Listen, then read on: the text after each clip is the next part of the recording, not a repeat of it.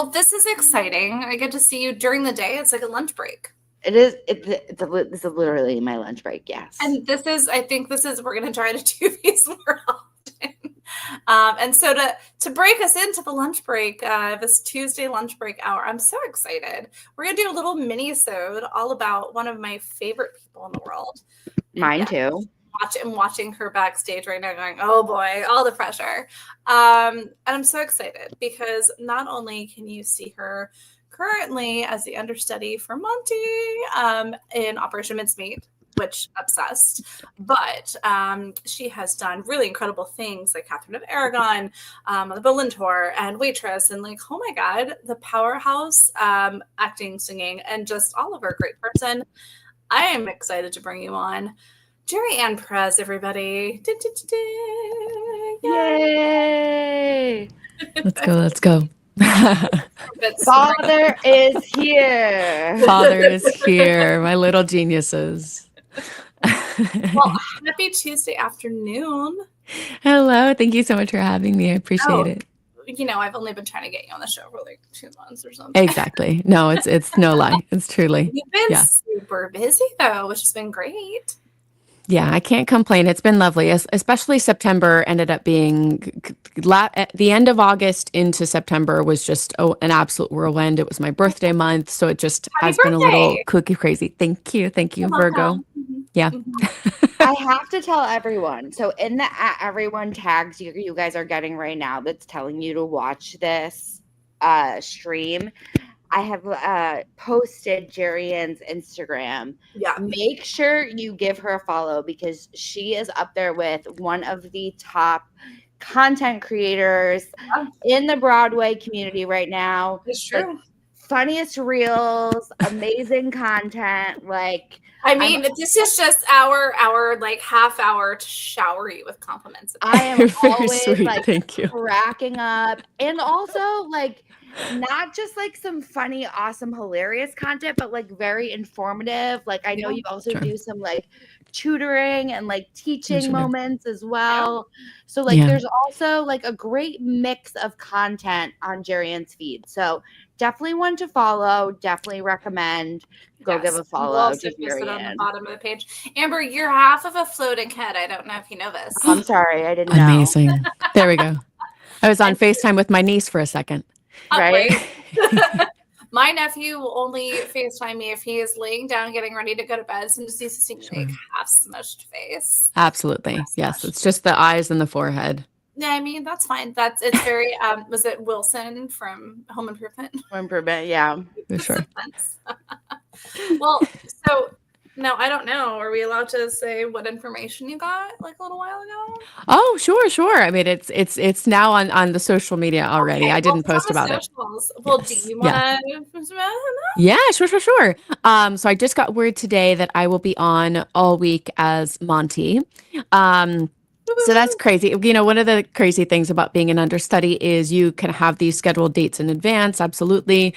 You can have a vacation in advance, but you can fully open your eyes one morning, be like eating your breakfast, and then get a relatively stressed call from a PSM saying, hey, just so you know, starting tonight, like you should prep to be ready and you're going on until next Tuesday, which is not what I thought would happen today. But I will take it. It's my job.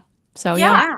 Well, absolutely. And you love this job. So I remember I came and saw the show during previews when it first transferred over, and I was talking to a couple of you guys, and I was like, so are we looking at an extension? And I knew at that point, like, this was going to just keep going and going.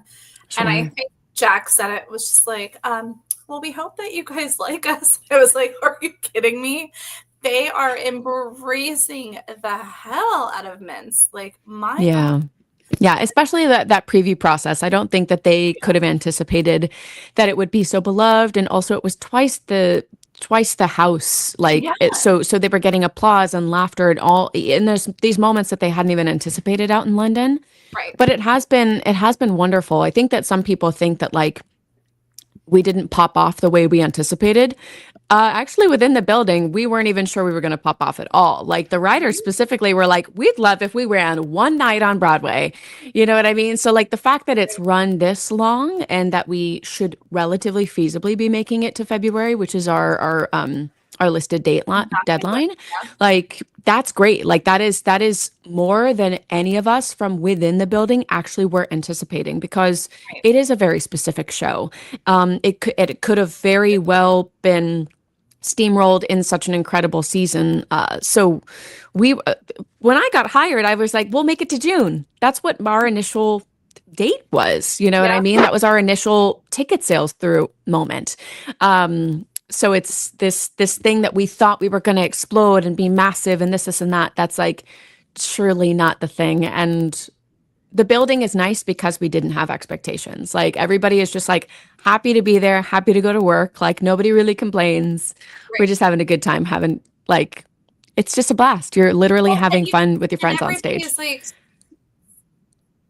you first. And I think maybe I have no, it's okay. There's like a hurricane that's coming by the coast. So I think it's throwing off my reception. So it might be. I see. Not a hurricane. Jeez. Okay. No, it's a real hurricane, a Melda or whatever. So if I'm delayed, I apologize. I'm so sorry. All good. All good. I was like, well, it's blue skies right now. Well, and I've experienced the stage door during previews, and I've experienced the stage door the last time I saw you. So like a month and a half ago, and like every single person that comes out of that stage door is so freaking humble. And even the fan base really seems to be like kind and not aggressive. I mean, I'm sure there are some, but everybody would just one of the girls had come out, I don't remember, she like popped out and she like had just made her debut as an understudy, like something, and like her family was coming through and everyone was just like cheering so loudly. It's so lovely to see. Like, how are you guys feeling when you're coming out? First off, that stage door tunnel is insane because you've got 3 theaters married at that stage door. Yes, we have. Well, the Outsiders don't come out that way, but it is where the Outsider, the Jacobs, goes in, as do we. And then also we shared that with Gypsy, which is where Gypsy cast was coming out. Stick out of the bag. Yeah. So when we walked in during tech and I saw the theaters that we were sharing with, I was like, tall order, like truly, like this is insane. I opened the door and there was Audra McDonald, you know what I mean? Like going into our alleyway. So it's absolutely incredible to like share a space with those icons. Yeah. But the stage door has now too. For sure. Again, it's to be Mincemeat, like you have to be humble and also a little crazy. So like none of us are going to be super ego driven to be in that show in my experience. But the stage door has been wonderful. I am no stranger to crazy stage doors because 6 was a bit of a kooky experience. Yeah. Right. Yes. The fandom for 6 is a little bit different than Mincemeat. Mincemeat, it just they have a little bit, the big fans, they have a bit of a different vibe. They're, in my experience with them, and the US based fans, they have been nothing but sweet, nothing but supportive. They're especially really supportive of understudies. Like we had a second cover debut last week with one of our I was understudies. Bring that up. Yeah. And I kid you not, at least I think 10 to 12 of them, the second they found out and the news dropped at I think 4 p.m. and it was a 7:30 show, they raced to the box office and got seats to see Brandon debut as Hester. So they are extremely supportive of not only on stages, but also off stages, which is also one of the similar things about 6. I also think that the alts were deeply celebrated by the fandom, as they should be. I feel like I've been lucky in the last couple of shows I've been a part of that like the fandom of those shows has made it their mission to lift up understudies, which just makes our job so much easier when we're not dealing with going out and people are disappointed that we are who's on. It drives me crazy and Amber crazy. And like we have a saying here on the show, don't be a dick, especially when it comes to the stage show experience, because for sure people are like, oh, well, I don't want to see this person, or like, oh, well, I'm entitled to the stage door to meet this person and they're not here. And we're just like, they're crazy. No. But Yeah. it's always, we really try to encourage and, ask, how we can even help more. How do we encourage people to really support those understudies? Like, there's a great website, it's like understudies.org. I've seen it. Yeah, and Yeah. he's actually one of our members. And Amber is really always on top of it, like always on top of it, following everyone's socials. The minute there's an understudy or standby or somebody on, she just post, and we really do whatever we can. To support. So, as long as we know that we're doing the right thing, but how can we help the shows even more to be able to do that? And I mean, it's nuanced, right? Like, I think that, for example, Mincemeat is a lucky situation because the people that we cover, they are not names above a title. So we are lucky that when understudies go on, there's not a massive expectation from the audience that they were coming to see Audra McDonald, or they were going to see just Nicole Scherzinger, any one of the big stars that we had last season, but there was, my goodness, it was, I think last winter, maybe December, there was a big dialogue going on online between the Romeo and Juliet debacle of like an understudy going on and needing to be on script and that getting ripped apart online. Yeah, okay. And then there was like another person that went to take to TikTok about seeing a Hamilton understudy. And, the thing is like all people who have brains, all you can do is just support understudies and be loud about them online. So that the people who want to be loud online about seeing an understudy feel lame. Like, you have it, don't be a dick. I have, to me, it's loser behavior. It's 100% loser behavior if you're going to take to online to complain and say, I didn't get my money's worth, or like, people don't quite understand how talented our industry is, how saturated it is with exponential talent. Yes. So many incredible people who start as understudies and standbys go on to be some of your favorite stars later on. Megan Hilty. Exactly. I was gonna say, like, I love that something that I've seen more from performers lately, like specifically, Death Becomes Her comes to mind with Megan Hilty and Jennifer Simard when their like first major call outs came. They made these big, beautiful posts about their understudies and saying like, this person will be making their debut today, and I hope you go support them because it's the magic of theater.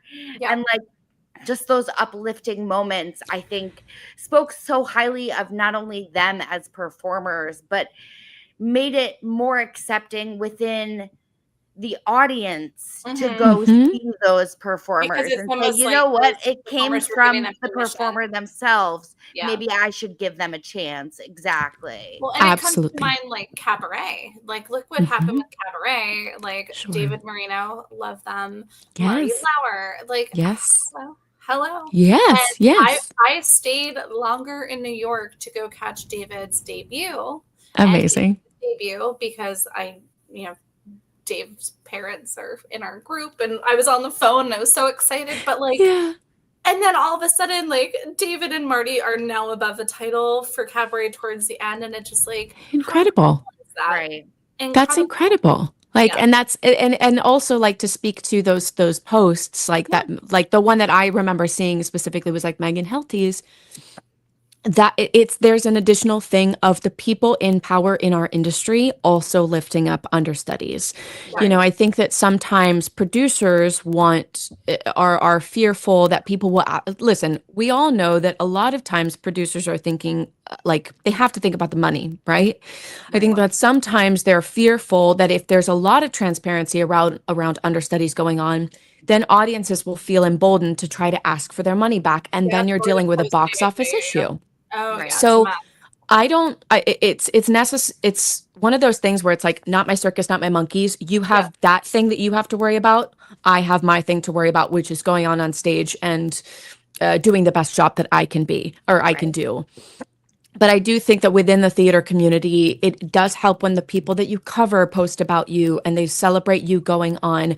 Like I believe all of our on stages, when they took their first vacation, for example, at Mincemeat, they all said, hey, I will be out. these dates. Please go shout, love, and support this person going on. Yeah, And exactly. that starts the fire of audiences being like, well, if they can support the person going on for them in that track, then I should be able to as well. We also have a fun fan-made thing that is like this bingo thing. Bingo card, exactly. Yeah, this bingo thing at Mincemeat where it's a fan-made thing based in the UK where they have all of these different combinations of the different casts, both on stage and off stage. So it incentivizes people to come even when understudies are going on because you'll see different combinations. And the show is different and beautiful and wonderful based on who is on. Who's on the stage, but like it's so much different. Like yeah. Now and especially when you have such a small cast. Yes. Wait, sorry, there was a small delay. What did you say, Amber? So especially when you have such like a small, intimate cast that's playing so many roles, you're going to get such a different experience from someone who's on because they're playing all of these different parts in such a different way. Absolutely. Absolutely. Yeah, no, it's truly a different show. People are like, I saw a different show tonight because you were Monty and Brandon was Charlie. Like it will always feel a little bit different, which is also one of the beautiful things about the show is because we are all different, like our creatives didn't try to force a specific portrayal of a role onto us. Like I think there are certain roles you have to sort of slot into, but at Mincemeat, it's like, nope, you have to bring your own authentic take on this role. Otherwise, it's not very good. And we were talking about it a couple of shows ago. We were talking about how the licensing actually requires a gender bend. I think that's really fabulous too, because for both Hester and Monty, I think it's great though. Yeah, because that's important because it really lets people know that they can perform the role and then some. I think it's inspiring to see that. But now, how are you finding it between? I mean, every role that you've had up to this point has been very drastically different. Where do you find? Because you have a lot of patter with your singing prowess. Sure. But how are you finding those drastic changes leading up to Mince? I mean, yeah, when I look at my career and I see like I covered Dawn in Waitress and then I was Catherine of Aragon in Six and then now I'm Monty. I look at that as phases of my life and different pieces of me and like who I was as like a human being at that time. And it's just interesting. Like the girl that was at the vibration that she was as Dawn is not who I am now. I am a 35-year-old woman now. Like I was lucky enough to get to play Catherine of Aragon in Six, which was the first time I had ever played a principal on stage and been contracted as such. Right. And so also that costuming is stunning. The Aragon costume truly is the best costume. I can't, Marinette, no, it's the best. Done. Yep. Yeah, but it's the, Six, for example, was a phase of my life where I needed someone to trust that I could lead a show. I needed to prove to myself that I could lead a show. So after that, it made sense that then the next role I played, the next role that I cover is Monty, who is Six. When you're at Six, you are an ensemble member. You are one piece of a 6-part, very essential puzzle. Monty is the showman of the show. He speaks and sings for 2.5 hours straight. It is the most vocally fatiguing. Yes, the most vocally fatiguing role I have ever done in my life. But that came after a time when I needed my confidence boosted from Six. And then so now I can do this thing, which is, hey, the curtain's going to come up and I will be who you see. I have to trust that I can do that. I have to trust that I can carry a show. And I don't know that I could have done that had I not done Six. So it's like everything that you do in your career is the building block to the next thing that you're going to need this piece of the building block to get to this step. It's cool to just see like all these different facets of my life. And to see what I'm learning at Mincemeat. Like Mincemeat is like, hey, you will get out of your head. You will stop striving to be exactly right, exactly perfect. I had like a couple of bum mistakes happen at my last show. And one of our writers, who is also in the show, Zoe, she was like, hey, that was a damn good show. And one thing about the Brits is they don't mince words. They aren't sweet for no reason. Right. If they give you a compliment, it's because you did a damn good job. And if you don't get a compliment, it's because you don't need it. Like it's because they don't feel like you should get it. But when she looked at me and she was like, that was a damn good show. I saw you actually really having fun, like, and really dropping into some cool moments that were, and I was like, yes, like, I was like, this is the thing. Like, what I need to learn from Mincemeat is to have a damn good time on stage and stop caring about perfection or making mistakes or having the, an A+ show. Right. You're not there to perform. You're there to kind of embody and almost get possessed by that character. And, yes. And isn't it so funny that like they're both shows with small casts about historical moments in UK history? And also like similar upbringings in that these shows were both written by folks that were best friends when they were very young, like brought through like fringe festivals and stuff like that to then get to be a commercial success. It's funny because like people who have seen me in Six and then come to see me in Mincemeat, they're like, this is so different and altogether not. Like you're still in an ensemble piece. Yes. You're still in a British show. This time at least you have a British accent. Like it's funny. Like I forgot what a big musical felt like. Like Waitress feels massive compared to this stuff. And it's still a small ensemble with that too. Yeah, you're right. For sure. And it's fun like oh, go ahead, Amber. Being in as like an understudy and your role, I know, changes a little bit in Mincemeat because you do have to kind of be there as a standby role for other characters if needed. So I feel like that makes you like the ultimate because you're not just like covering one role, you're covering like 700 different tracks at that point because each role, I think someone did the math in our groups and like broke down the role that each role covers. How and many there's tracks at do you least cover? like 12 parts in each cover. For sure. So then to learn each role, you're learning like 12 parts. And then you have to, that's just that. I don't know how your brain can even like insanity. It's insanity. Nor do I. I mean, we cover all of the roles, right? Like, even though we are existing as sort of a first cover for one specific role, we do have to know all of them. Okay.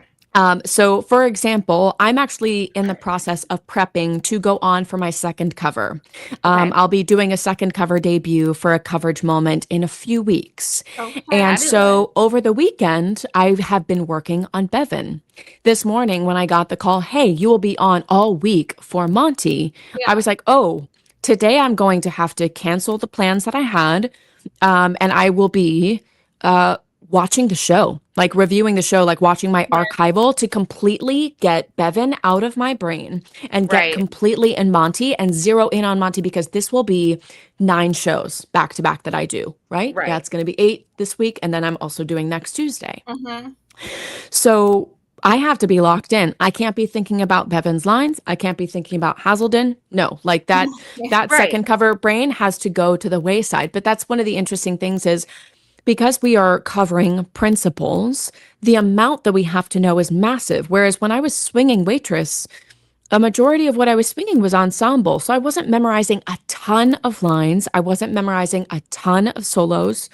When I'm covering Jean, Monty, Bevan, I am learning all of those tracks, all of the facets of those tracks. And the mannerisms and the the different dialects. Hazelden has a weird like Hagrid sounding dialect, so I'm working on that. Right. But basically it's you are absolutely masterful. Like I love being at our second and third cover rehearsals because you get to see people snap into the different roles and you're like, wow, you're brilliant. Like, it's brilliant that you're able Right. to do that. And they cast the covers spectacularly. Well, and I love that Yeah. stage door moment too, when people realize that the entire cast is not actually from England and not also like that's Right. not a natural accent, and they're like, Yes. "What? They're American?"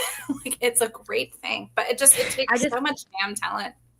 Yeah. I have that like specific moment in my head in the Hester track where they go from, I think it's oh my god, why can't I think of his name right now? The mortuary Spilsbury? guy.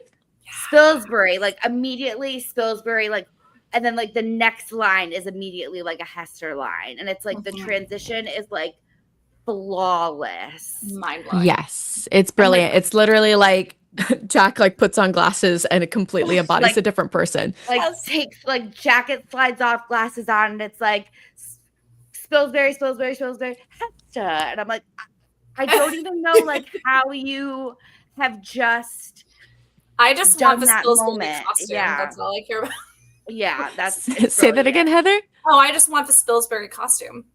Oh, it's brilliant. Oh It's my brilliant. God. That's I something we know- should have sold at Flea. Seriously. And I know that we're running a short on time. We're You're definitely good. having you back for another lunch break. Yes, Or- please. and then some. Amber and I have 2 signature questions. I'll let Amber ask hers first. Lay it on I'll me. ask mine, and then we'll let you get out of here because you've got a very Please. busy week all of a sudden. Yes. Yes. All right. So if your younger self could meet you today, what do you think would surprise them the most about you now? Oh my goodness. I was so shy. So I think that young baby Jerry loved to sing, loved to like put on little shows. But I think that there's no way she could have known that I would make this a career. So I think like her finding out that I like became a performer and like used my voice like the way that she naturally always wanted to, like to perform and perform for and entertain people. I think she'd be so yoked to find that out. That's amazing. She's doing the glitzy finale. Exactly. Yeah. I remember She the first time I flies. saw that. Yeah, she's literally flying. She's having her alphabet moment. Exactly. All right, and mine, gut wrenching one. Is there a question that you've always wanted to be asked and have the opportunity to answer, and what is that answer? Oh my. You're welcome. I warned you. Well, I'm trying to think of what I haven't been asked that I would love to answer. Okay. Okay. It'll take me a second. Let me ruminate. While you do that, I am going to share your social media handle. If anybody Please. would like to follow Ms. Gerianne Perez, you can go to @GERIAN. I cannot talk. GERIANNE.PEREZ right on Instagram. My goodness, your content is delightful and it's endearing. Thank you. When you were mentioning content earlier, Amber, it's so funny. I like ran into a group of friends that I haven't seen in some years, and some of those years had been when I started doing content. And they were like, "Wait, you're doing this thing, and it's funny." And I'm like, "And yes, it's just goofy videos, and I have no idea what is ever going to go viral or be funny or responded to." So so content funny. Like, creation is crazy. the one like climbing out of the window, like that one, Sure. was, Oh, yeah. like rolling. I was like, this one's great. This is great. I'm insane. Oh my gosh, can y'all give me a hint? Because I feel like I have been I've asked had nearly people give us, everything. like, I've had performers who are like, ask me what my dog's name is. Yeah, like or no one ever asked me about my pets before. Yeah. Or, like, you know what Or, I mean? like, Like pre-shoot no one's ritual, ever like, asked me, like, you know, Ah, like whoever inspired me to perform, or no one's Oh ever my asked goodness. me something like, you know, anything like that. You know what? And I Okay. will give you a supplemented question, and then the next time you're on the show, I fully expect an answer. Are you ready? great. Yes. I would like for you to give us what Monty's dating profile would be if he had one. And so I'm supposed to come up with that one now, or I come back with it later? You can come back with that one later. 'cause Okay, you've fantastic. got a whole week to get to know him Yeah. all over again. I'm so Yeah. Oh excited my goodness. for Yeah. everybody to get a chance to see you jump into Monty. That sounds so I will inappropriate. say, like, I'll just answer really quickly. Like, nobody does really ask me about my pets, but I've been pretty forthcoming about them online. I have 3 huskies and 1 large desert tortoise. They all have really cool names. Squirt is named after Finding Nemo, and he's the turtle, obviously. Yeah. And then we have Fano, who is really rude, and he's the alpha. Then we have Miko, who I named after the raccoon in Pocahontas. Yes, Yeah. And then we have Chinook, who's named after the helicopter because we're a military family. Yay. Love Yeah. that. I love that. Love it. See, that was a good answer. I love that. Okay, thank you. Thank you. I needed the help. Yes, Yeah. go find all of those animals directly on your Instagram as well. Please go, first off, rest the voice. Secondly, get Bevan out of your head and Monty into it. Yes, Yeah, because that Please, rap please. is intense. That rap is my- intense. Well, it all is. but you've got it. You've Thank got you. it. You got But this, we're yeah. so excited. Next time we'll talk. We can't wait to hear about this 9-show run. Please, Yes. please, please go see Operation Mincemeat as soon as you possibly can, especially this week to go see Gerianne. Woohoo! Please do. And then follow Gerianne's Mincemeat updates because you can see when maybe they'll be going on for Bevan. Yes, exactly. Oh, yeah, true. Yeah. Anyways, well, you heard it here first. You were going on technically, verbally, you've now heard it that you're going on for the next 9 shows for Yes. Monty. So Yes. please go follow all the shenanigans and antics on your Instagram. Go. We've killed all of your time. Have a lovely afternoon. A happy lunch break. Thank you. You as welcome. well. Thanks for having me. Bye. All right, Bye. agents, You have a you great have week. your missions. Go. Go for it. Yes. Go, agents, go. Bye. Bye.